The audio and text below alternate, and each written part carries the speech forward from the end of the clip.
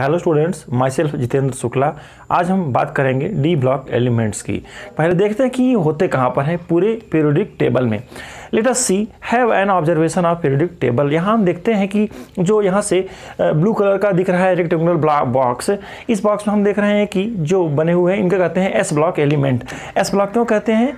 क्योंकि उनके outer most electron S सब सेल में हैं। सबसे लास्ट में देखते हैं सबसे लास्ट में जो रेक्टेंगुलर बॉक्स बना हुआ है उसको पी ब्लॉक एलिमेंट के नाम से जानते हैं। क्यों? क्योंकि उन एलिमेंट के outermost electron P subshell में होते हैं। Nitrogen, phosphorus, all these are, है ना, ऑक्सीजन, हाइड्रोजन, सारे नोबल गैसेस। अच्छा, फिर एस ब्लॉक और P block means most left और मोस्ट राइट के बीच में वो जो 10 ग्रुप्स दिख रहे हैं that is from scandium to zinc. तो ग्रुप नंबर 3 से लेकर के तक के एलिमेंट जो ग्रीन कलर में है they R D block element. तो डी ब्लॉक एलिमेंट किसे कहा जाएगा? इन जनरल जिनके आउटर मोस्ट इलेक्ट्रॉन कहाँ होते हो? डी सब सेल में होते हो। बात करते हैं जनरल इलेक्ट्रॉनिक कन्फिगरेशंस की। General electronic configuration of D block क्या होता है? ये होता है NS122 और N-1 से D1 to 10। N-1D का मतलब क्या होता है? अगर ये 4S है तो ये क्या होगा? 3D होगा, मतलब इससे एक कम। अच्छा, एक बात है, जैसे यहाँ 4S2 है तो यहाँ 3D1 हो सकता है, 4S2 है तो 3D2 हो सकता है। इस तरह कन्फिगरेशन होगा। लेकिन हमने क्या देखा कि जिस एलिमेंट का outer most electron D subshell में होता हो उसको डी ब्लॉक एलिमेंट कहेंगे। खास बात क्या है? Let us see D block element की सबसे खास बात क्या है आप समझिएगा। जैसे डी ब्लॉक एलिमेंट में यही होता है, ये डी सब सेल में इलेक्ट्रॉन है। अब यहाँ क्या होता है, इस तरह से जब इसमें ये बॉन्डिंग करते हैं तो एक्वा सोल्यूशन में इनका डी सबसेल, ऐसे तो डी सबसेल क्या होता है? डी जेनरेट ऑर्बिटल होता है। डी जेनरेट का मतलब क्या होता है? ऑर्बिटल्स हैविंग डी सबसेल है। ये डी सबसेल में 5 ऑर्बिटल्स होते हैं, D X Y, D Y Z, D X Z, D X square minus Y square, D Z square. ऐसे इन सब का एनर्जी लेवल सेम होता है। इसको क्या कहते हैं? D generated orbital. इनका एनर्जी लेवल सेम होता है। कब तक? जब तक कि पानी में डिजॉल्व ना हो या कोई लिगेंड से बॉन्डिंग ना करे।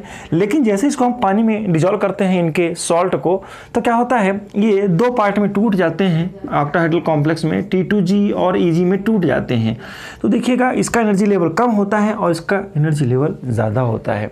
अब क्या होता है, अगर इसमें एक इलेक्ट्रॉन होता है तो ये इलेक्ट्रॉन सनलाइट से एनर्जी मिलती है तो क्या करता है, जंप करके यहाँ चला जाता है, ये जंप करके यहाँ चला जाता है और वापस जब यहाँ आता है, जब ये ऊपर जाता है तो एनर्जी को सराउंडिंग से एब्जॉर्ब करता है और जब ये वापस आता है अपने ग्राउंड स्टेट में तो एनर्जी को रिलीज़ कर देता है। अगर ये कंप्लीमेंट्री कलर को रिलीज़ करता है, ऐसा हम लोगों ने पढ़ा है ना। और इसको हम लोग कहा करते हैं विब ग्योर वाला कलर है, आप समझिएगा। अगर ये वायलेट कलर को एब्जॉर्ब करके गया है तो येलो कलर का लाइट इमिट करेगा। अगर ये रेड कलर की लाइट, वेवलेंथ की लाइट को एब्जॉर्ब करके गया है तो ग्रीन कलर का ये दिखाई देगा। इसको हम कहा करते हैं, क्या करते हैं, इस फिनोमेना को कहा करते हैं डी ट्रांजिशन। D transition. तो डी ब्लॉक एलिमेंट की खास बात यही है कि डी से डी में इलेक्ट्रॉन जाता है और वापस आता है। अब यहाँ से यहाँ जाएगा तो एनर्जी का लेन देन नहीं होगा, लेकिन जब डी सब सेल टूट जाता है पानी में, एक्वा सोल्यूशन में, तब वही क्या होता है, डी से d electron of d subshell jump to high energy level और जब वापस आता है तो एनर्जी रिलीज करता है। इसको कहा करते हैं डी ट्रांजिशन। तो ये जो कंपाउंड होते हैं ट्रांजिशन एलिमेंट्स, इनके सॉल्ट कलर्ड होते हैं। क्यों? Due to d transition. अब देखिएगा आगे हम बात करते हैं पी ब्लॉक एलिमेंट की। मैं बात कर रहा था डी ब्लॉक एलिमेंट की, हम लोग बात कर रहे थे डी ब्लॉक एलिमेंट कि डी ब्लॉक एलिमेंट किसे कहते हैं? जिनका आउटर मोस्ट इलेक्ट्रॉन कहाँ होता हो? डी सब सेल में होता हो। आगे हम बात करते हैं, नेक्स्ट पॉइंट है डी ब्लॉक एलिमेंट को एक और नाम से जानते हैं, क्या कहते हैं? ट्रांजिशन एलिमेंट कहते हैं। तो ट्रांजिशन एलिमेंट किसे कहते हैं? देखिएगा लिखा हुआ है, यहाँ से लिख लेंगे, that is the elements having incompletely filled n-1d orbital in its ground state और one of its oxidation state. ऐसे एलिमेंट को क्या कहते हैं? ट्रांजिशन एलिमेंट कहते हैं। इस कंडीशन में जिंक, मरकरी, कैडमियम, कॉपर, निकल, ऑल दीज आर कॉपर, निशियम, ये सब एलिमेंट क्या है, ट्रांजिशन एलिमेंट नहीं है। क्यों नहीं है? क्योंकि इनके n-1d ऑर्बिटल कंप्लीटली फिल्ड हैं। चलिए सबसे पहले हम लोग इलेक्ट्रॉनिक कन्फिग्रेशन लिखने की कोशिश करते हैं। इलेक्ट्रॉनिक कन्फिग्रेशन से ये मालूम पड़ जाएगा कि किसका n-1d खाली है या किसका पार्सली फिल्ड है। पर आप देखें, क्या देखते हैं कि इस एलिमेंट में मैंने जो एलिमेंट लिखे हैं स्कैंडियम से टाइटेनियम, इसको कहते हैं 3d सीरीज। 3d सीरीज क्या होती है, 4d सीरीज क्या होती है, जिनके outer most electron d subshell में होते हैं उनको 3d सीरीज कहते हैं। और ये कहाँ से होता है? ये होता है स्कैंडियम से लेकर के जिंक तक। क्यों? क्योंकि इसमें हम लोग इसका कन्फिग्रेशन होता है, क्या होता है इसका कन्फिग्रेशन, स्कैंडियम का आउटर मोस्ट कन्फिग्रेशन होता है 4s2 3d1 और इसका क्या होता है 4s2 3d10 होता है, ध्यान रखेंगे। और आगे मैं चलता हूँ, यहाँ पर 4d सीरीज आती है। क्यों? यहाँ 3d भरा जा रहा है इसीलिए 3d सीरीज कहते हैं। और यहाँ पर आता है क्या कि दैट इज यट्टरबियम, और यट्टरबियम से कहाँ जाता है यार, ये बहुत सारे एलिमेंट आते हैं यहाँ पर, और कैडमियम नाम से एलिमेंट आता है ना। यहाँ पर 4d सीरीज फिल होती है। कैसे सर? यहाँ पर इसका कन्फ्यूजन होता है 5s2 और क्या होगा सर 4d1 कहते हैं। यहाँ पर क्या होगा 4 है तो यहाँ क्या होगा 5s2 और 4d10। सर 4d क्यों है? क्योंकि ये सब के element d1 d2 d3 d4 d5 से लेकर d10 तक के ऑर्बिटल को भरा जाएगा। यहाँ पर देखते हैं 5d सीरीज क्या होता है, यट्टरबियम्स के बाद इसको लैंथेनम से लेकर के लैंथेनम, और यहाँ पर मैं लिख देता हूँ हाफनियम, एक एलिमेंट और मैंने लिया है। और यहाँ क्या आते हैं, यहाँ पर मरकरी आता है और इसका कन्फिग्रेशन क्या होता है 6s2 और यहाँ क्या हो जाता है दैट इज 5d10 हो जाता है।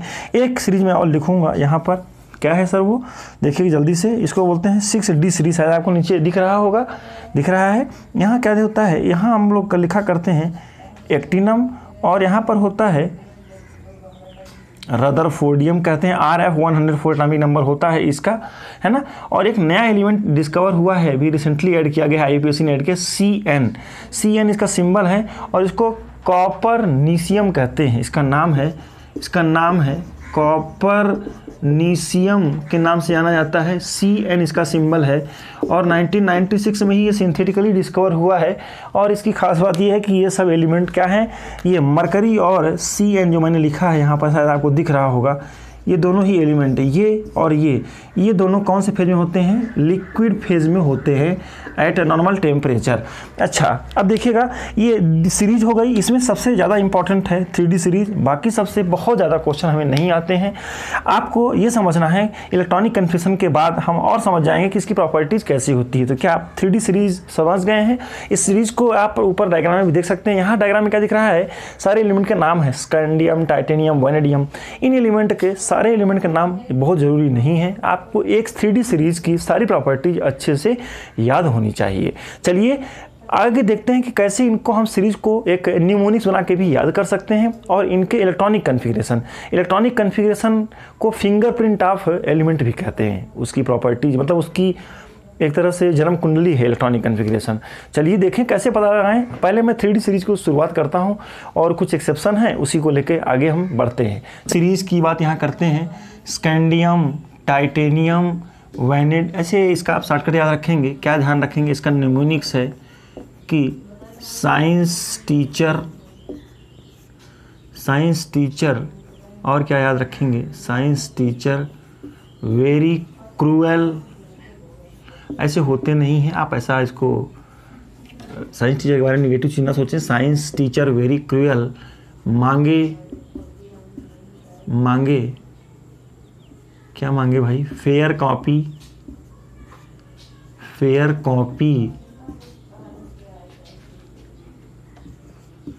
निकालो, कॉपी जल्दी। चलिए जल्दी से फेयर कॉपी निकालते हैं हम लोग, इसको लिखते हैं। इलेक्ट्रॉनिक कन्फिग्रेशन लिखेंगे तो science teachers, S for scandium, titanium, vanadium.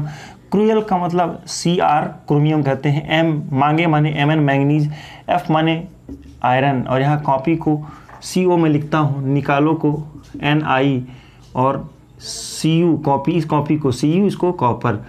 ध्यान से देखिएगा, जिंक, कोबाल्ट ये कॉपर है, ध्यान रखेंगे। अब इसकी खास बात क्या है कि जो इलेक्ट्रॉनिक कन्फिगरेशन है इनका जनरल इलेक्ट्रॉनिक कन्फिगरेशन डी सब सेल का क्या होता है, तो यहाँ पर लिख लेते हैं अलग से कि सन ये क्या होता है, ये इनका होता है NS 1 से 2, NS में 1 या 2 रहेगा और क्या रहेगा N-1 D 1 से लेकर 10 तक। अब आप देखिएगा इसका कन्फ्यूजन अगर मैं लिखने की कोशिश करता हूँ, सर इसकी सीरीज़ को याद करने का क्या फ़ायदा है, क्या 21 इसका एटॉमिक नंबर हुआ करता है 21, तो इसका क्या होगा 22 होगा, 23, यहाँ 24, 25, 26, 27, 28, 29 और 30।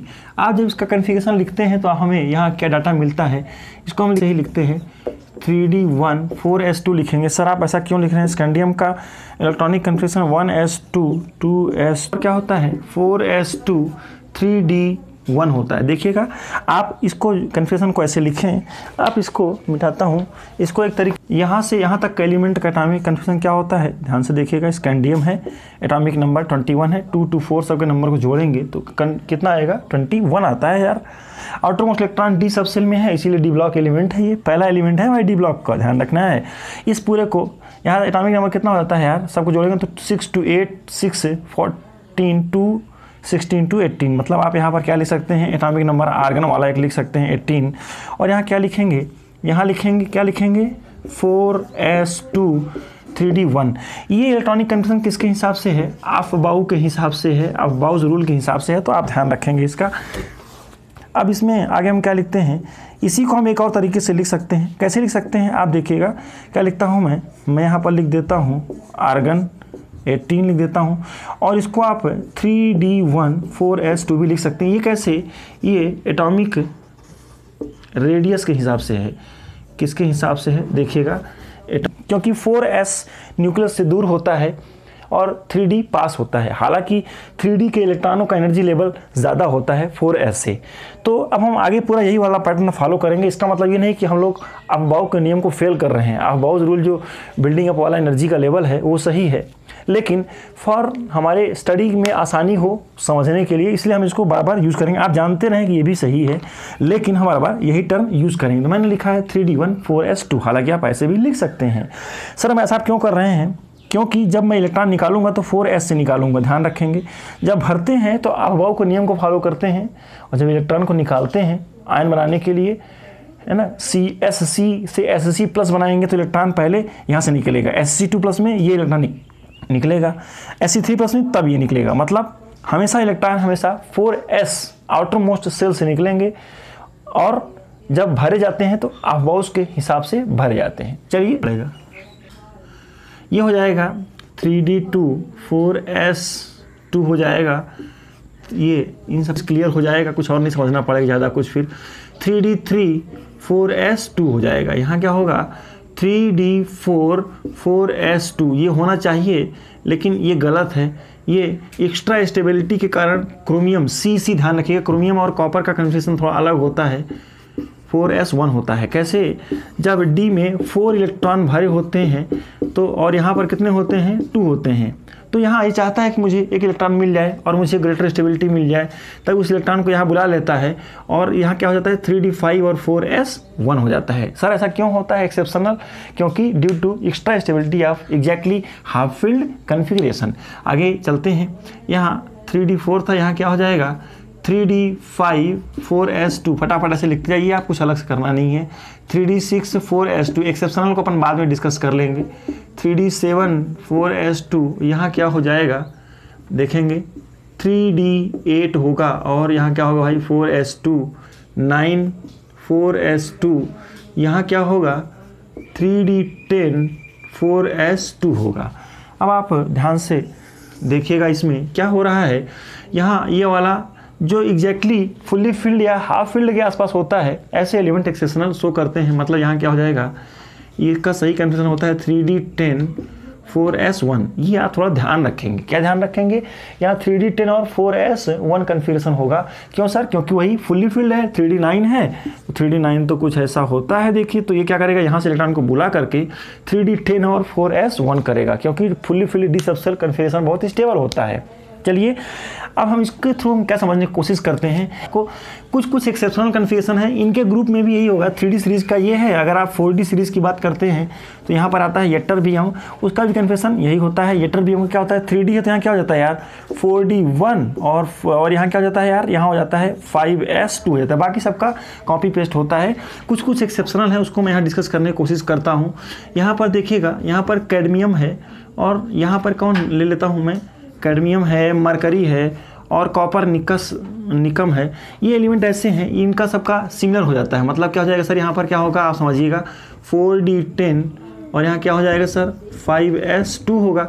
आप ध्यान से देखिए क्या हो रहा है, यहाँ पर क्या हो रहा है सर 4D है तो ये कौन सीरीज़ के होंगे, 5D सीरीज़ के होंगे। तो 5D10 6S2, यहाँ क्या हो जाएगा 6D10 7S2 हो जाएगा। 7th पीरियड के हैं, आप समझ गए होंगे कि ये 7th पीरियड का एलिमेंट होगा।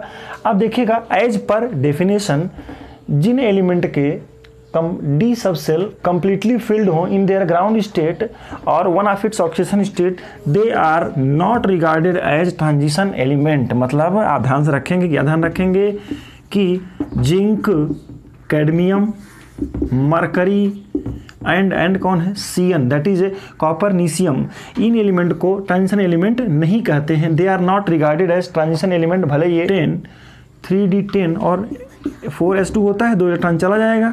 देखिएगा डी सबसेल इसके ग्राउंड स्टेट में भी फील्ड है और one of the oxygen state में भी फील्ड है, इसीलिए ये ट्रांजिशन एलिमेंट नहीं है। ऐसे ही सब का सब एलिमेंट ट्रांजिशन एलिमेंट नहीं है। तो क्वेश्चन आता है तो उसका आंसर फट से मिल जाएगा कि ये ट्रांजिशन एलिमेंट क्यों है, क्यों नहीं है, because of completely filled N-D subshell in their ground state as well as. आता है बहुत ही बड़ा प्रीसियस ग्रुप है ये, इसके बिना लोग मतलब इसके ही पीछे बहुत सारे देश परेशान हैं कि हमें बहुत सारा पैसा इकट्ठा हो जाए। कॉपर है, सिल्वर है। सिल्वर का कन्फ्यूजन क्या होता है, सिल्वर का होता है 4D10 5S1, इनमें कोई भी डिफ्रेंसिएशन नहीं है। आप देखिएगा यहाँ पर भी डी सबसेल पूरा भरा हुआ है, लेकिन कॉपर का एक ऑक्सीजन स्टेट होता है, ऐसे ही सिल्वर का, ऐसे ही गोल्ड का भी कन्फ्यूजन क्या होगा 5D10 6S1, कोई यहाँ डिफ्रेंसिएशन नहीं है। और Cu2+ लिखेंगे तो एक इलेक्ट्रॉन यहाँ से लेंगे और एक इलेक्ट्रॉन यहाँ से लेंगे तो क्या हो जाएगा कन्फिगरेशन 3D9 4S0। तो यहाँ पर कॉपर में इनकम्प्लीटली फिल्ड डी सबसेल है, इसीलिए क्या कहलाएगा ये, it is also considered as transition metal. मतलब लास्ट के एलिमेंट जो हर सीरीज़ के हैं वही एलिमेंट ट्रांजिशन नहीं है, बाकी सब ट्रांजिशन हैं। कुछ एक और है जो एक्सेप्शनल हैं, उसके कन्फिगरेशन आपको थोड़ा ध्यान। ये निकल फैमिली में इसको बोलते हैं पैलेडियम और एक होता है प्लेटिनम नाम से। इसका कन्फिगरेशन क्या होता है, पूरी केमिस्ट्री में यही एक ऐसा एलिमेंट है जिसका बड़ा ही अजीबोगरीब कन्फिगरेशन है। 3D है तो यहाँ क्या होगा 4D होगा, 4S है तो यहाँ क्या होगा 5S, लेकिन 5S0 को ध्यान रखेंगे क्योंकि ये 10th ग्रुप का है। यहाँ क्या हो जाएगा, इसका कन्फ्यूजन क्या होता है, इसका कन्फ्यूजन भी अजीबोगरीब होता है, थोड़ा ध्यान रखना है। 5D9 और 6S1 होता है। तो ये 3 एलिमेंट ऐसे हैं ये जो निकल फैमिली के, निकल, पैलेडियम, प्लेटिनम। सर एक बात है कि आपको जो बाकी S और P ब्लॉक एलिमेंट हैं उसमें ग्रुप वाइज कन्फ्यूजन ज़्यादा इंपॉर्टेंट है, उनके नेम भी। यहाँ पर डी ब्लॉक एलिमेंट में सारा पीरियड वाइज कन्फिग्रेशन या पीरियड वाइज प्रॉपर्टी ज़्यादा कॉमन है। मतलब ऐसे आपको नाम अच्छे से याद होना चाहिए, ज़्यादा ग्रुप वाइज सिमिलरिटी नहीं है, कुछ है, बस थोड़ा ध्यान रखिएगा। ये सब आप समझ गए होंगे कि निकल, पैलेडियम और प्लेटिनम में कन्फिगरेशन में कितना डिफरेंस है। ये थोड़ा एक्सेप्शनल बिहेवियर है, ये थोड़ा ध्यान रखिएगा आप। चलिए आगे चलते हैं। इस इलेक्ट्रॉनिक कन्फिगरेशन से हम किसी आयन का इलेक्ट्रॉनिक कन्फिगरेशन कैसे निकाल सकते हैं, तो यहाँ मैं लिखने की कोशिश करता हूँ। चलिए जल्दी से देखते हैं। मैंने ले लिया मैंगनीज को, ले लिया, मान लीजिए कॉमन एग्जाम्पल ले लिया, 25 एटॉमिक नंबर है। मैंगनीज का एटॉमिक नंबर मैं बाकी सब तो नहीं लिखूंगा, डायरेक्ट लिखते हैं। 4S2 होता है, ये मैंगनीज के बारे में लिख रहा हूँ।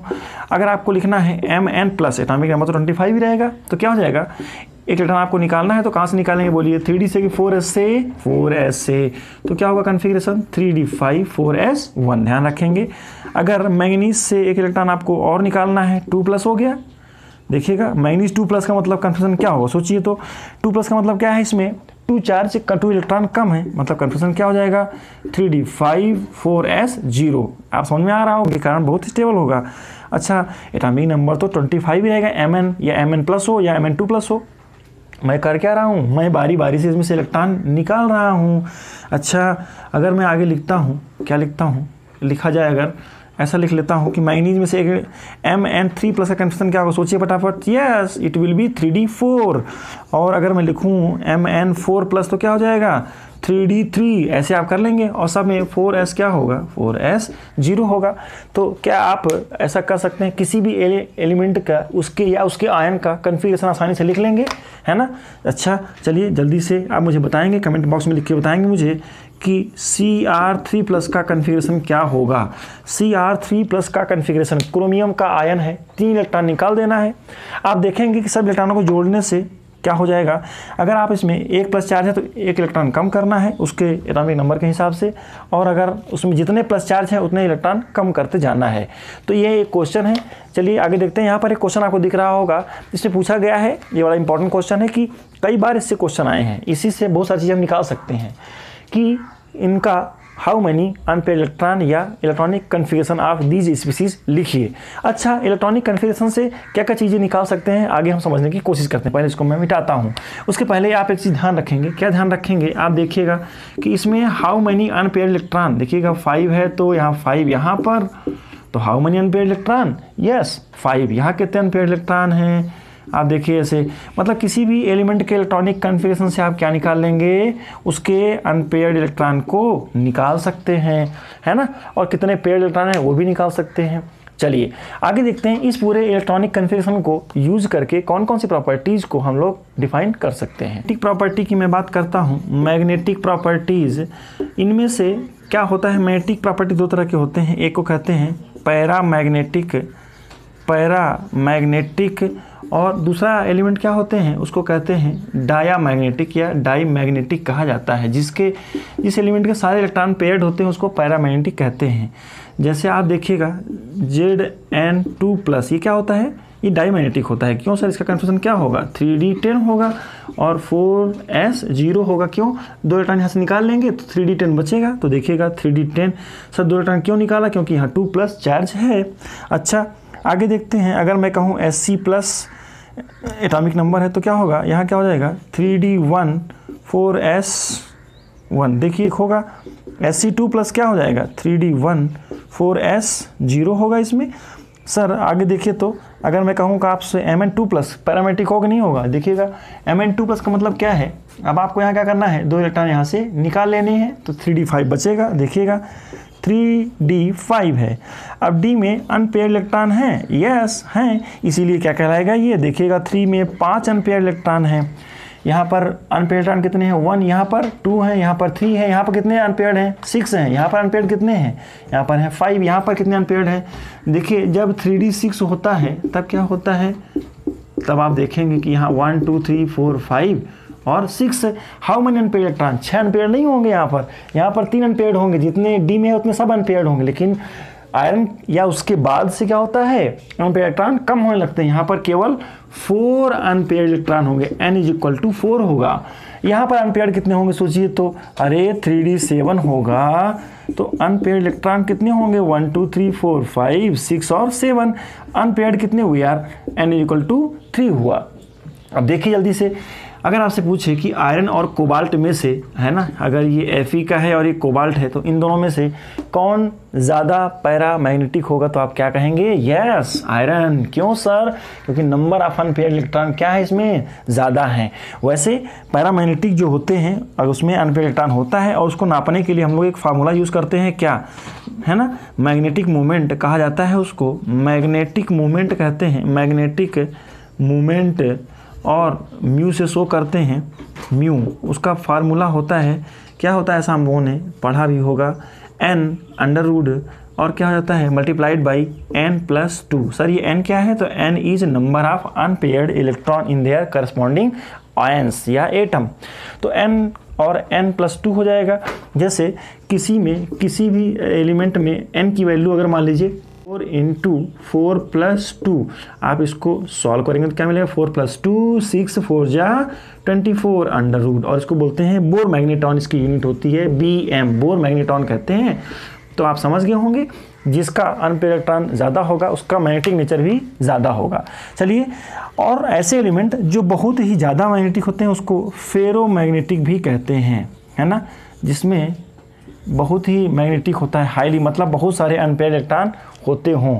चलिए इसके बारे में डिटेल में बाद में पढ़ेंगे, पहले मैं इसको मिटाता हूँ और कुछ जनरल प्रॉपर्टीज़ को डिस्कस करते हैं। पॉइंट आप ऐसा देखेंगे मेल्टिंग पॉइंट क्या होता है। अगर मैं 3D सीरीज़ की बात करता हूँ, 3D सीरीज़ की, आप ऐसे समझ सकते हैं।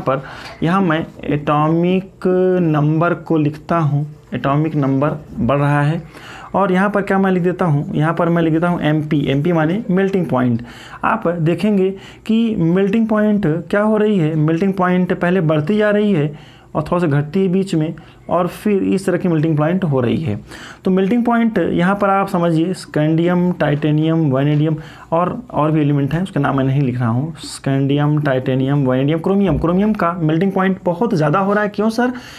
यहाँ पर है, देखिएगा, है ना, और फिर बढ़ रहा है। तो मेल्टिंग पॉइंट में क्या लिखते हैं कि melting point first increases and then decreases. Melting point first across a decreases लिख लेते हैं, थोड़ा सा स्टेबल होता है ना, पर है यहाँ पर मैग्नीज कहीं आता है और यहाँ पर जिंक का मेल्टिंग पॉइंट बहुत कम होता है। अच्छा, तो मेल्टिंग पॉइंट का क्या रिलेशन है, देखिएगा मेल्टिंग पॉइंट का रिलेशन किस बात से है, फैक्टर इफेक्टिंग। तो आप लिखेंगे जल्दी से, ये एक स्टेटमेंट हो गया कि melting point of 3D series element first increases and then decreases. क्यों होता है सर ऐसा? वेरी सिंपल कॉन्सेप्ट है, melting point is depend upon, इसका रीजन लिखते हैं, ये तो स्टेटमेंट हो गया। अब ऐसा मेल्टिंग पॉइंट इंक्रीज क्यों हो रहा है पहले वो देखते हैं। देखिएगा, melting point is directly proportional to किसके भाई, मेटल बॉन्डिंग। आप समझिएगा, जैसे अगर मैं सिंपल लैंग्वेज में कहूँ कि Na+ और Cl- के बीच में कौन सा फोर्स है, तो आप क्या कहेंगे, आयोनिक फोर्स ऑफ अट्रैक्शन है। कार्बन डाइऑक्साइड जब बनाते हैं तो C और O के बीच में जो स्ट्रक्चर बनता है इस तरह का, तो इसमें कौन सा फोर्स होता है यार, कोवेलेंट बॉन्ड बनता है ना। ऐसे ही अगर आप किसी मेटल और मेटल के बीच में बॉन्डिंग करते हैं, समझने की कोशिश करते हैं, ये मेटल है और ये मेटल है, तो इसके बीच में कैसी बॉन्डिंग बनेगी सर, इसके बीच में इस तरह का फोर्स ऑफ अट्रैक्शन हुआ करता है। सर ये क्या है, ये इसके अनपेयर्ड इलेक्ट्रॉन के साथ मिल करके बॉन्डिंग करते हैं, और ये चीज़ मेटल में ही मिलता है। इसको हम लोग कहा करते हैं मेटल बॉन्डिंग कहते हैं। मतलब अगर मैंने आपको इतना बड़ा सोडियम का टुकड़ा दिया है, तो सोडियम के टुकड़े के बीच में मेटल बॉन्डिंग होगी, है ना। सोडियम मेटल या आयरन मेटल आपस में कैसे बॉन्डिंग करते हैं, मेटल बॉन्डिंग करते हैं। तो कुल मिलाकर के ये सब एलिमेंट ऐसे हैं जिसके पास मेटल बॉन्डिंग। अब किसकी मेटल बॉन्डिंग ज़्यादा होगी, देखिएगा, greater the number of unpaired electron greater the metal bonding. इसको लिख लेंगे, मैंने कहा आपसे कि greater the number of unpaired electron greater the metal bonding. तो हमें ये ध्यान रखना है कि जहाँ पर इसमें अनपेयर्ड इलेक्ट्रॉन कितने हैं, 1 है, यहाँ पर कितने हैं, 2 हैं। तो स्कैंडियम और टाइटेनियम में अगर आप कंपेयर करेंगे तो किसकी मेटल बॉन्डिंग स्ट्रांग होगी, इसकी ज़्यादा होगी। इन दोनों में किसकी ज़्यादा होगी, इसकी ज़्यादा होगी। सर क्यों? क्योंकि 3D3 है, तो D3 कन्फिगरेशन क्या है, 3 अनपेयर्ड इलेक्ट्रॉन है, तो मेटल बॉन्डिंग ज़्यादा होगी। ऐसा हमने देखा है कि greater the number of unpaired electron greater the metal bonding. इसके हिसाब से देखा जाए तो इसको मैं मिटाता हूँ, इसको आप लिख लिए होंगे। अगर मैं कहूँ जिंक के केस में हाउ मेनी अनपेयर्ड इलेक्ट्रॉन, 0। क्यों सर? लगभग देखिए 3D10 4s2 है, इसीलिए जिंक का मेल्टिंग पॉइंट बहुत कम होगा। कभी कभी क्वेश्चन में आया करता है, क्या क्वेश्चन में आया करता है, जिंक का मेल्टिंग पॉइंट बहुत कम होता है, जिंक हैज़ लो MP। क्यों होता है बताओ? बिकॉज आंसर रीजन क्या लिखेंगे, no unpaired electron, so that क्या होगा, वीकर, बहुत ही कमज़ोर, कैसी होती है, वीकर मेटल